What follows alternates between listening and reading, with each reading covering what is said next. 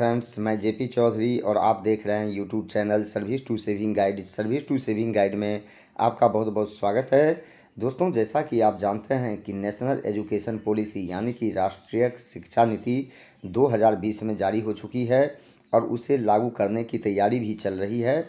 और इसी के मद्देनज़र आजकल जितने भी तरह के कॉम्पिटिटिव एग्ज़ाम्स होते हैं उसमें कुछ ना कुछ प्रश्न राष्ट्रीय शिक्षा नीति से पूछे ही जाते हैं। और उसी को ध्यान में रखते हुए मैंने एनईपी 2020 पर मेगा एमसीक्यू सीरीज की शुरुआत की है। और इसके तहत मैंने पहले ही पार्ट 1, 2, 3, 4 जो पार्ट है वो मैंने रिलीज कर दिया है, यानी कि उसे जारी कर दिया है। यह उस सीरीज का 5वां पार्ट है, ये 5th पार्ट है। और इसमें मैं आपको 29 मल्टीपल चॉइस क्वेश्चन और उसका आंसर बताने जा रहा हूं। और इसमें जो टॉपिक कवर किया है नेशनल एजुकेशन पॉलिसी से, वो है equitable and inclusive education, governance through school complex cluster, standard setting and accreditation for school education. तो ये टॉपिक मैंने कवर किया है। तो वीडियो आगे बढ़ाने से पहले मेरा एक रिक्वेस्ट है कि अगर अभी तक आपने मेरे channel service to saving guide को सब्सक्राइब नहीं किया है तो जल्दी से सब्सक्राइब कर ले। और वीडियो देखने के बाद अच्छा लगे तो आप इसे ज़्यादा से ज़्यादा लाइक और शेयर ज़रूर कीजिएगा ताकि दूसरों को भी इसका फ़ायदा मिल सके। तो चलिए बिना टाइम वेस्ट किए जानते हैं कि ये क्वेश्चन क्या है, उसका आंसर क्या होगा। तो फर्स्ट क्वेश्चन है, which institution will develop high quality modules to teach Indian sign language and to teach other basic subjects using Indian sign language. यानी कि कौन सी इंस्टीट्यूशन है जिसको जिम्मेदारी दी गई है कि इंडियन साइन लैंग्वेज जो इंडियन साइन लैंग्वेज है उससे संबंधित मटेरियल प्रिपेयर करने की या उसे डेवलप करने की। तो दोस्तों, यह जिम्मेदारी दी गई है एनआईओएस को। सेकंड क्वेश्चन है, एडिशनल जवाहर नवोदय विद्यालय एंड केंद्रीय विद्यालय will be build around the country specially in. मान लीजिए अतिरिक्त जो जवाहर नवोदय विद्यालय है या फिर केंद्रीय विद्यालय है वो कहाँ पे खोले जाएंगे। तो इसके लिए 4 ऑप्शन देख सकते हैं, aspirational districts, special economic zone, disadvantage areas, all of them. तो दोस्तों, ये सारे जगह खोले जाएंगे। जो भी स्पेशल डिस्ट्रिक्ट होगा, स्पेशल इकोनॉमिक जोन होगा जो पिछड़े एरिया के लिए बनेगा, या फिर वहाँ पर डिसएडवांटेज एरिया है, तो ये सारे जगह एडिशनल जवाहर नवोदय विद्यालय और केंद्रीय विद्यालय खोले जाएंगे। इसके बाद क्वेश्चन नंबर 3 है, regions of the country with large population from educationally disadvantaged should be declared special economic zones. आप सोच रहे होंगे कि स्पेशल इकोनॉमिक जोन क्या है। तो जहाँ जहाँ पर यानी जिस एरिया में पिछड़े लोगों की संख्या काफ़ी ज़्यादा है उसको स्पेशल इकोनॉमिक जोन डिक्लेयर किया जाएगा। तो क्या यह स्टेटमेंट सही है या गलत है? तो दोस्तों, यह स्टेटमेंट बिल्कुल सही है, उसको सेज डिक्लेयर किया जाएगा। Question for the policy thus recommends that policies and schemes designed to include students from SEDGs should be specially targeted towards dash in these SEDGs. यानी कि जो भी पॉलिसी या स्कीम लाया जाएगा एससीडीजीएस के लिए तो उसमें से खास करके किस पर विशेष ध्यान देना होगा। उस एससीडीजीएस में जितने भी कैटेगरी के हैं तो उसमें किस पर खास ध्यान दिया जाएगा। तो दोस्तों, उसमें खास ध्यान दिया जाएगा गर्ल्स एजुकेशन के लिए। Question number 5, the government of India will constitute a gender inclusion fund to build the nations capacity to provide equitable quality education for all girls as well as transgender students. मैंने national education policy के हिसाब से government of India जो है एक gender inclusion fund बनाएगी ताकि जो गर्ल स्टूडेंट हैं या फिर ट्रांसजेंडर स्टूडेंट हैं उसको सही शिक्षा मिल सके, क्वालिटी एजुकेशन मिल सके। तो क्या ये स्टेटमेंट सही है या गलत है? तो दोस्तों, बिल्कुल सही है, जेंडर इंक्लूजन फंड क्रिएट किया जाएगा। इसके बाद क्वेश्चन नंबर 6 है, इंक्लूजन फंड, फिर उसके बाद दूसरा है inclusion fund scheme shall also be develop to address analogous access issues for other SEDGs. यानी कि जो socially and educationally disadvantage group है तो उसमें अगर कोई ज़्यादा पिछड़ा है तो उसके लिए भी एससीडीजीएस फंड क्रिएट किया जाएगा जिसको इंक्लूजन फंड कहा जाएगा। उसके बाद question number 7, pre school sections covering at least 1 year of early childhood care and education will be added to Kendriya Vidyalaya and other primary schools around the nation particularly in disadvantage area. यानी कि जो पिछड़े हुए area होगा उसमें जितने भी केंद्रीय विद्यालय होंगे या फिर वहाँ पे प्राइमरी स्कूल होंगे तो सब में एक सेक्शन जोड़ा जाएगा, 1 वर्ष का ईसीसी सेक्शन जोड़ा जाएगा, जिसको कहा जाएगा प्री स्कूल सेक्शन। तो क्या ये स्टेटमेंट सही है? तो दोस्तों बिल्कुल सही है, प्री स्कूल सेक्शन जोड़ा जाएगा जितने भी केंद्रीय विद्यालय और प्राइमरी स्कूल होंगे डिसएडवांटेज एरिया में। Question number 8, children with disabilities will be enable to fully participate in the regular schooling process from the foundational stage to higher education, and while preparing the national curriculum framework dash will ensure that consultations are held with expert bodies such as National Institute of DPWD। यानी कि जो दिव्यांग बच्चे हैं वो भी foundational stage से higher education तक उसको रेगुलर स्कूलिंग मिले। इसलिए जब नेशनल करिकुलम फ्रेमवर्क तैयार किया जाएगा तो यह किसका ड्यूटी होगा कि जो नेशनल इंस्टीट्यूट ऑफ DEPWD है उसके साथ भी परामर्श कर ले, उनके साथ भी विचार कर ले। तो दोस्तों यह जिम्मेदारी होगी NCERT की जो इसे डेवलप करेगी। Question number 9, dash will continue to be a choice available for children with severe and profound disabilities who are unable to go to schools, and guidelines and standards for home-based schooling shall be developed based on this audit in line with RPWD Act 2016।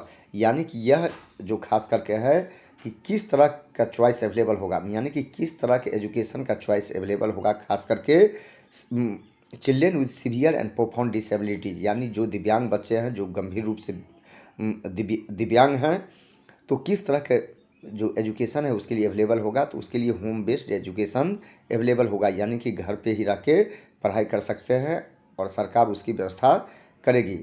उसके बाद question number 10, under the edges of ministry of defence state governments may encourage opening wings in their secondary and higher secondary schools including those located in tribal dominated areas। यानी कहता है ministry of defence के एजी में जो state government हैं वो encourage करेगी कौन किसका विंग खोलने के लिए, खास करके सेकेंडरी और हायर सेकेंडरी स्कूल में और ट्राइबल डोमिनेटेड एरिया में, यानी जहाँ जनजाति की संख्या काफ़ी है। तो वहाँ जो सेकेंडरी या फिर हायर सेकेंडरी स्कूल है तो उसमें किस इंस्टीट्यूट को खोला जाएगा, किसका विंग खोला जाएगा। तो दोस्तों ये एनसीसी की विंग खोलने की बात हो रही है। इसके बाद क्वेश्चन नंबर है 11, all the scholarships and other opportunities and schemes available to students from SCDGS will be coordinated and announced by a single agency and website to ensure that all students are aware of and may apply in a simplified manner on a single window system। यानी कि अभी जो कोई scholarship programme होता है या कोई scheme है उसके लिए अलग अलग एजेंसी उसको डिक्लेयर करती है, लेकिन NEP में कहा गया है कि अब एक ही जो खास करके है सिंगल एजेंसी सारे जो स्कीम होगा SCDGS वर्ग के लिए स्कॉलरशिप होगा उसकी घोषणा करेगी और वेबसाइट पर डाला जाएगा, जिसे कहा जाएगा सिंगल विंडो सिस्टम। तो दोस्तों क्या ये स्टेटमेंट सही है, ये गलत है? तो बिल्कुल ये सही स्टेटमेंट है, सिंगल विंडो सिस्टम की व्यवस्था की जाएगी। उसके बाद अब क्वेश्चन मैं बताने जा रहा हूँ, efficient resourcing and effective governance through school complex cluster. अब जो नया कंसेप्ट आने वाला है वो है स्कूल कॉम्प्लेक्स और क्लस्टर का। तो इसमें question number 12, according to UDICE 2016-17 data, nearly 28% of India's public primary schools and 40.8% of India's upper primary schools have less than 30 students. यानी कि UDICE 2016-17 के डाटा के हिसाब से इंडिया के जो 28% जो पब्लिक प्राइमरी स्कूल है और 14.8% जो अपर प्राइमरी स्कूल है उसमें 30 से कम बच्चे हैं। तो क्या ये स्टेटमेंट सही है? तो दोस्तों बिल्कुल ये सही स्टेटमेंट है। Question number 12, the establishment of a grouping structure called the school complex consisting of one secondary school together with all other school offering lower grades in its neighborhood including anganwadis in a radius of kilometres. यानी कि इसका मतलब ये है कि अब आगे जो होगा स्कूल कॉम्प्लेक्स क्रिएट किया जाएगा और उसमें एक सेकेंडरी स्कूल होगा और उसके नीचे जितने भी खास करके मिडिल प्राइमरी स्कूल है और ख़ास करके आंगनबाड़ी भी उसी में शामिल होगा, उसी के तहत आएगा, स्कूल कॉम्प्लेक्स के तहत आएगा। तो ये जो स्कूल कॉम्प्लेक्स की बात कर रही है तो इसका रेडियस क्या होगा, कितने दूरी में एक स्कूल कॉम्प्लेक्स क्रिएट किया जाएगा। तो दोस्तों ध्यान रखिए ये जो दिया गया है इसकी दूरी दी गई है 5 to 10 किलोमीटर की। तो इतना इसका रेंज होगा। Question number 14, school management committees will be known as school management committee. ये अजीब लग रहा होगा कि स्कूल मैनेजमेंट कमेटी को स्कूल मैनेजमेंट कमेटी के नाम से जाना जाएगा। क्या स्टेटमेंट सही है? तो नहीं दोस्तों, ये बिल्कुल गलत है, क्योंकि आगे अब स्कूल मैनेजमेंट कमेटी का नाम बदल कर दिया जाएगा school complex management committee. Question number 15, the dash will devolve authority to the school complex cluster which will act as semi autonomous unit. यानी कहता है कि अभी तक जो DSC department of school education है उसके पास में जो पूरा पावर है, अब उसका कुछ पावर जो है स्कूल कॉम्प्लेक्स और क्लस्टर को भी देगी। तो ये कौन देगी? तो ये डीएससी देगी। ये जो पावर है ये अपना पावर स्कूल कॉम्प्लेक्स क्लस्टर को दोगी, या जितने भी स्कूल और कॉम्प्लेक्स क्लस्टर होगा वो सब एक सेमी यूनिट के रूप में काम करेगी, कुछ काम करने के लिए स्वतंत्र होगा। Question 16, the district education officer and the block education officers will interact primarily with each school complex cluster as a single unit and facilitate its work. अभी जो है जो डीओ है बीओ है, ज़रूरत पड़ने पर अलग अलग स्कूल के साथ उसको कम्युनिकेट करना पड़ता है, लेकिन आगे कहता है कि जो स्कूल कॉम्प्लेक्स क्लस्टर है उसी से इंटरेक्ट करेगी, क्योंकि स्कूल कॉम्प्लेक्स क्लस्टर के अंदर में जितने भी मिडिल, प्राइमरी, फाउंडेशनल या आंगनबाड़ी स्कूल होगा सब उसी के अंदर में होगा। तो कहता है स्कूल कॉम्प्लेक्स क्लस्टर के साथ जो डीओ और बीओ है वो इंटरेक्ट करेगी, उसको काम को और सुविधाजनक बनाएगी। तो क्या यह स्टेटमेंट सही है? तो दोस्तों बिल्कुल ये स्टेटमेंट सही है। अब उसको एक सिंगल यूनिट के रूप में माना जाएगा। School will develop their plans dash with the involvement of SMC. SMC हुआ स्कूल मैनेजमेंट कमिटीज। तो अब ये कहता है स्कूल जो डेवलप करेगी, जो प्लान डेवलप करेगी उसका नाम क्या होगा? तो वो होगा एसडीपीएस, यानी कि स्कूल डेवलपमेंट प्लान उसका नाम होगा। अब इसके बाद आता है स्कूल कॉम्प्लेक्स या क्लस्टर डेवलपमेंट प्लान की। तो कहता है कि dash will then become the basis for creation of school complex cluster development plan, जिसको कहते हैं एससीडीपीएस। कहता है कि अब ये कौन सा प्लान है जिसके आधार पर एससीडीपीएस यानी कि school complex cluster development plan बनाया जाएगा। तो जैसा कि आपने पहले देखा है कि पहले स्कूल अपना प्लान बनाएगी और उसी के आधार पर जो वहाँ पर जो प्लान बनाया जाएगा वो होगा, वहाँ पर प्लान होगा SDPS.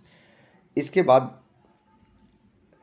19, the DSC through its relevant official the dash will endorse and confirm the SCDP of each school complex.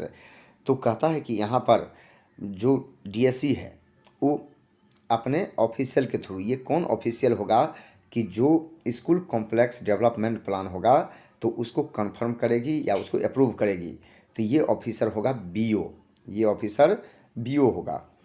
उसके बाद question number 20, every state will encourage to strengthen existing और establish dash where children of all age can visit once a week especially on weekends or more often as a special daytime boarding school to partake in art related, career related and play related activities। अब ये कहता है कि जो जितने भी state government हैं वो कहता है कि क्या अगर है पहले तो उसको मजबूत बनाएगी और नहीं है तो उसको क्रिएट करेगी, ताकि वहाँ हर एज के बच्चे जो है सप्ताह में एक बार जाके आर्ट रिलेटेड एक्टिविटी या फिर कैरियर रिलेटेड या प्ले रिलेटेड एक्टिविटीज़ में भाग ले सके। तो ये क्या होगा? तो इसका नाम होगा बाल भवंस। बाल भवंस को स्थापित किया जाएगा। Question number 21, the unutilised capacity of school infrastructure could be used to promote social, intellectual and volunteer activities for the community and to promote social cohesion during non-teaching schooling hours and may be used as सामाजिक चेतना केंद्र। यानी कि school जो होगा, school का जो infrastructure है अब जिसका यूटिलाइजेशन नहीं हो रहा है तो उसका यूटिलाइज जो है कम्युनिटी के लिए किया जाएगा, कम्युनिटी काम के लिए किया जाएगा और सोशल एकता को बढ़ाने के लिए किया जाएगा। और वो जो काम होगा नॉन टीचिंग या स्कूलिंग आवर्स में किया जाएगा और उस स्कूल का उस जगह का नाम अब सामाजिक चेतना केंद्र होगा। तो क्या ये स्टेटमेंट सही है? दोस्तों बिल्कुल सही है। स्कूल ही अब सामाजिक चेतना केंद्र के रूप में काम करेगी, क्योंकि वहाँ कम्युनिटी वर्क होगा और सोशल एकता को भी बढ़ावा दिया जाएगा। उसके बाद standard setting and accreditation for school education. अब स्कूल एजुकेशन के लिए जो स्टैंडर्ड सेट करेगी ये कौन कौन से बॉडी होगा, क्या होगा? The educational operation and service provision for the public schooling system of the whole state will be handled by the directorate of school education. यानी कि जितना भी एजुकेशनल ऑपरेशन है या जो भी कोई सर्विस है, तो ये सारा काम किसका होगा? तो डायरेक्टरेट ऑफ स्कूल एजुकेशन का होगा। सही है, ये गलत है? तो दोस्तों ये बिल्कुल सही स्टेटमेंट है, ये डीएससी का काम होगा। अब question number 23, the department of school education which is the apex state level body in school education and will be responsible for overall monitoring and policy making for continual improvement of the public education system। यानी कि जो department of school education है वो state में सबसे बड़ा body है और वो पूरे जो एजुकेशनल सिस्टम है उस स्टेट का उसको मॉनिटरिंग करने की काम और पॉलिसी बनाने की काम करेगी। तो क्या ये स्टेटमेंट सही है, ये गलत है? तो दोस्तों बिल्कुल सही स्टेटमेंट है, ट्रू है। Question number 24, to ensure that all schools follow certain minimum professional and quality standards, states UTs will set up an independent statewide body called the State School Standards Authority SSSA। इसको ध्यान रखिएगा कि जितने भी वहाँ पे school है वहाँ पे एक क्वालिटी हो स्कूल में, एक स्टैंडर्ड हो स्कूल के लिए। तो इसके लिए जो स्टेट है, यूनियन टेरिटरी है, एक स्वतंत्र जो है स्टेट वाइड बॉडी बनाएगी और जिसका नाम होगा SSSA यानी कि स्टेट स्कूल स्टैंडर्ड अथॉरिटी। क्या ये सही है, ये गलत है? तो दोस्तों ये बिल्कुल ट्रू है, ये सही है। SSSA नाम की एक बॉडी क्रिएट किया जाएगा। Question number 25, academic matters including academic standards and करिकुला in the state will B led by the. यानी कि जो स्टेट भी वहाँ का जो एकेडमिक स्टैंडर्ड होगा या जो वहाँ पे पाठ्यक्रम होगा तो उसको लीड कौन करेगा? तो उसको लीड करने का जो काम होगा जो स्टेट का है वो खास करके दिया गया है SCERT को। वो वहाँ पे करेगी, जो NCERT तैयार करेगी, जो उसी के हिसाब से होगा।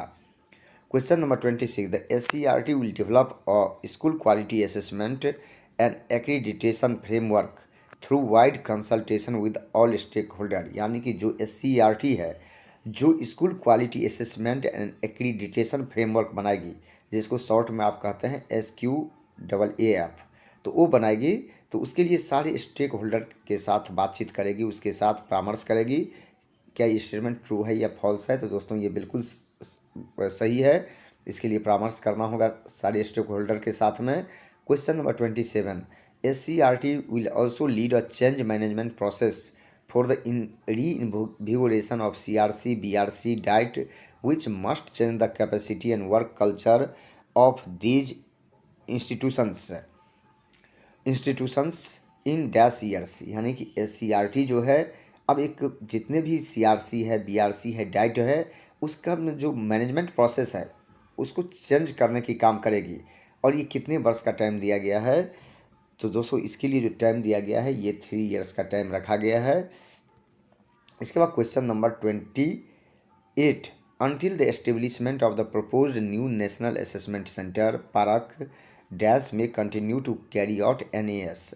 यानी कि जो नेशनल असेसमेंट सर्वे हैं इसके लिए तो नेशनल असेसमेंट सेंटर बनाया जाएगा पारक। वो जब तक नहीं बनाया जाता है, एस्टेब्लिश होता है, तब तक ये काम कौन करेगी? तो ये काम होगा खास करके NCERT का काम होगा, सर्वे करने का काम NCERT का होगा। Question number 29, for periodic health check-up of the overall system और sample based national achievement survey of students learning levels will be carried out by the propose new national assessment centre dash with suitable cooperation with other government bodies such as NCERT that may assist in the assessment procedure as well as data analysis। अब इसमें जो खास करके है तो यहाँ कहता है कि जो एजुकेशनल सिस्टम है उसके हेल्थ चेकअप के लिए कि कैसा चल रहा है, उसके लिए जो नेशनल असेसमेंट सर्वे है ये तो खास करके नेशनल असेसमेंट सेंटर के द्वारा किया जाएगा। और ये नेशनल असेसमेंट सेंटर का नाम क्या होगा? तो दोस्तों पहले भी आपने जाना है कि इसका नाम होगा पारक, इसी को कहा जाएगा पारक। तो दोस्तों मुझे पूरा विश्वास है कि अब आपको जानकारी मिल गई होगी और वीडियो भी अच्छा लगा होगा। और कहीं भी आपको लगता है कि कोई आंसर, किसी भी आंसर में ऐसा मिस्टेक है तो आप कमेंट सेक्शन में मुझे लिखकर बताएंगे, फिर मैं उसे सही करने की कोशिश करूँगा। वीडियो अच्छा लगा तो आप इसे ज़्यादा से ज़्यादा लाइक और शेयर ज़रूर कीजिएगा। यह वीडियो देखने के लिए बहुत बहुत धन्यवाद।